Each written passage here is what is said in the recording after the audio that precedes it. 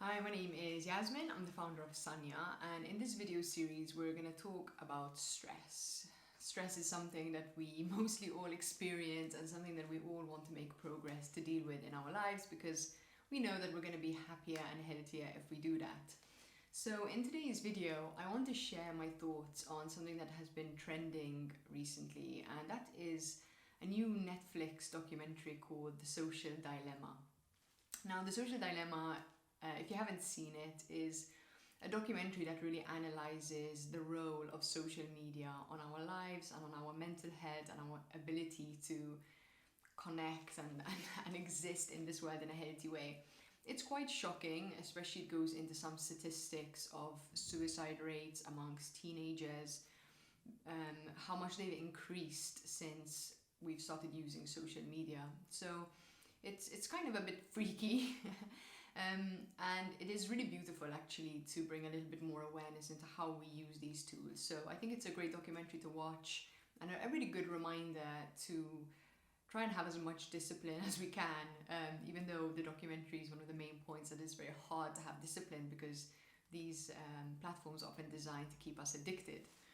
And on that note, I actually wanted to share on another platform which also keeps us addicted, which I feel is having a big toll on our mental health and on our levels of stress. And that is actually Netflix itself. I don't want to pick on just Netflix, we can say actually TV series in general, but you know, in our current life, the role of the TV series has taken on a bit of an extra dimension. I remember TV series when I was growing up that they didn't have so much of an emphasis on keeping you hooked into the next episode. Most of these TV series were on TV, so you could only watch one and then the next episode would be a week later.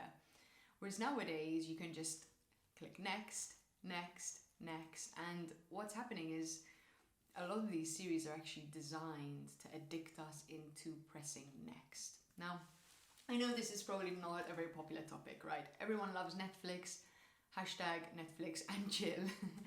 And I'm not telling you that you shouldn't watch Netflix. I like Netflix, I watch Netflix sometimes, but we need to be aware of the role that it can play in keeping us more stressed. So I just want to mention two things. The first thing is that even though we think that watching Netflix is very relaxing, it's actually not restoring us. We're not restoring our senses through watching a series, especially ones which are very dramatic, stimulating. They're emotionally very stimulating. That's why we get addicted to them. So throughout our day and throughout our lives, we mostly get pushed into a fight or flight response throughout our day, right? Our body needs to deal with stress. As we all know, we have very stressful lives, and our nervous system needs to deal with that by secreting stress hormones, adrenaline, cortisol, and so on to help us face all of the challenges that we face during our day, right?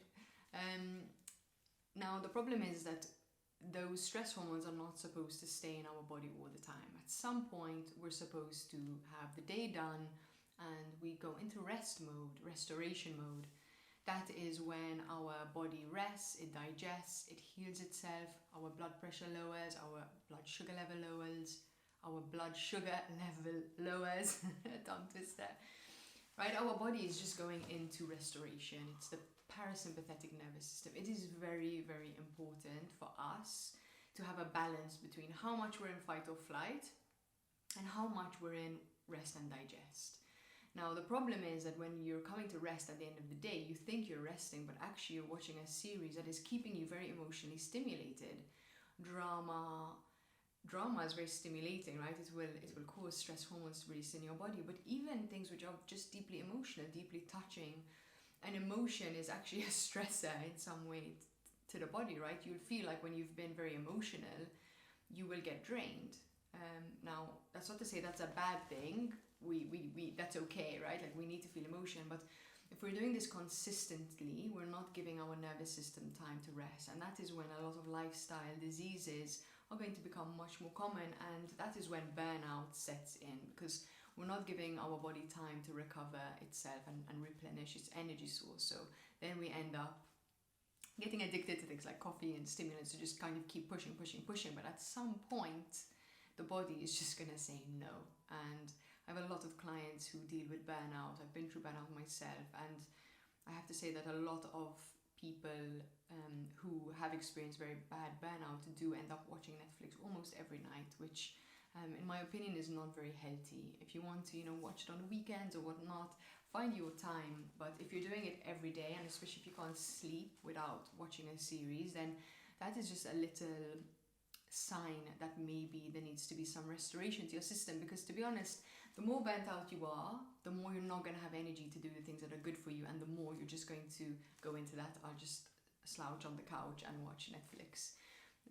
So watching too much Netflix can also be a sign of burnout. It's kind of like a chicken and egg situation. But either way, if you feel like your relationship is maybe a little bit too intense, then there are things that you can do to deal with that. That will be coming. We'll create some more content for that later on.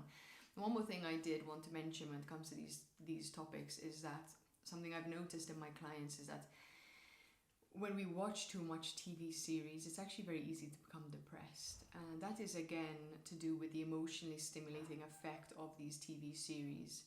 When we are in this emotionally stimulated state because of TV series, it's very easy for our own lives to feel very dull in comparison. As you know, in one 40-minute series, there can be a lot of very dramatic things. People are born and die, and breakups and makeups and new job and fired from the job, and it's like 4 weddings and a funeral, right? In one movie like this, and there's so much can be packed into a series that our body's sort of emotional processing system is used to having to process that level of emotion over a much longer time period. So what happens is we see, oh, this is so exciting, and then we go back into our lives and we think, well, my life is actually really boring. And that's where we can even get, overly attached to the stories and characters in these kind of series, because it's a lot more exciting than our own lives. But the reality is that happiness is a subtle emotion, right? Inner peace is a subtle emotion. So actually one of the biggest journeys of meditation and yoga is training yourself to feel subtle things. So if you're constantly stimulating yourself, then it becomes an addiction. It becomes a cycle that you need to keep perpetuating, because as soon as you stop, you feel very empty. When the reality is that actually if we come into ourselves and connect with ourselves and feel happy naturally, then, if we watch a series now or then and have a nice story to enjoy, that's not going to disturb our mental health, because we have a base connection level that is keeping us steady and keeping us in a state of inner peace. So again, I know this is probably not the most popular message ever, but it's just something to keep in mind if you're burnt out, if you're not happy with your state of stress and feel like you want to make progress in that regard. And this is just something to be aware of. Maybe set some particular times when you allow yourself to watch these series, and just start to be aware of the impact, and whether you do actually feel restored and rested after watching a series. Check in with yourself and start to create that awareness over how these things affect our lives. That is the main thing we can do to keep a little bit of control, even though things like social media and these TV series streaming sites, even though they do our best to addict us in, we do have a measure of control, and bringing awareness into that relationship is the first step to getting some power over our choices. So I hope that's maybe not, as I said, the most fun message, but I hope it's a very supportive message that will really help you in your journey to finding success over your stress. Thank you for listening, and see you again. Subscribe to our channel if you want to follow this stress series.